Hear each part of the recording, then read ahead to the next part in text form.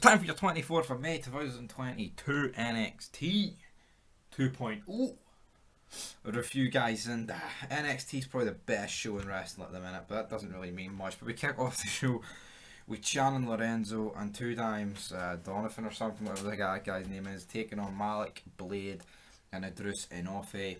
And Stacks and two times win. Damn.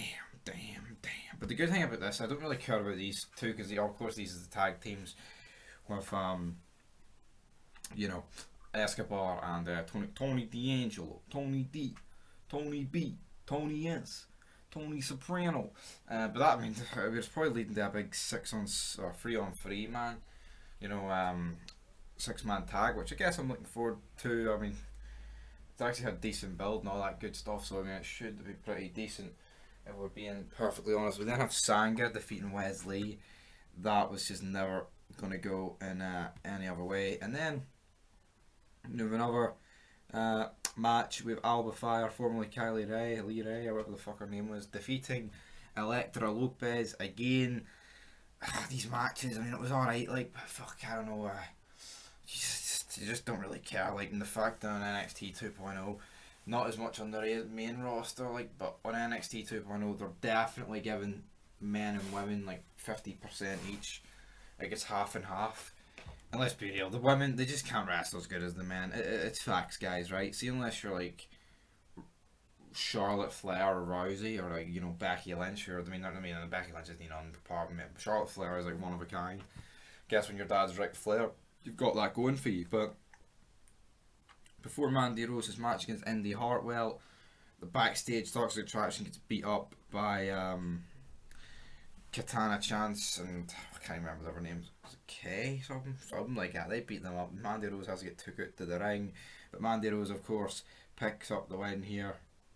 She was never going to lose. It was kind of funny though because we had Mandy Chu come out there with her balls, and then she cuts a promo backstage saying, "Oh, it was lovely putting my balls all over Mandy Rose," and it's like, yeah, I like to do that too sometime, buddy. But then we have Tiffany Stratton defeating Fallon Henley in the Women's Breakout Tournament semi-final. So Tiffany Stratton will take on, what's her name? I can't remember her fucking name. The other final. I can't even remember the other final. Roxanne Perez, that's it. She beat Lash Legend of course, so that set up that final, which people I guess like to. But I mean, Tiffany Stratton seems no bad to be able to cut stuff on the mic and all that good stuff there. But we then have Von Wagner defeating Ike Manjaro. And Ike Manjaro, this guy's a bum, so I mean, no one should really be any surprise here. We also had backstage Bron Breakker looking at the monitor, and it was like a high school game of him playing. He's trying to get into my head. This is a game Rick Steiner, my daddy, couldn't get to and watch me. And I'm like, what in the fuck's going on here? I mean, he's playing mind games a bit. Why should this grown man give a fuck? You know, I get it, he's playing mind games, man, but a one football game your dad couldn't make because he was off in Japan wrestling with big Uncle Scotty.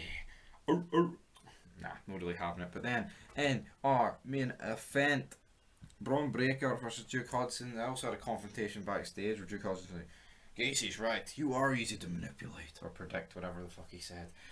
Basically, same thing, I guess, at the end of the day.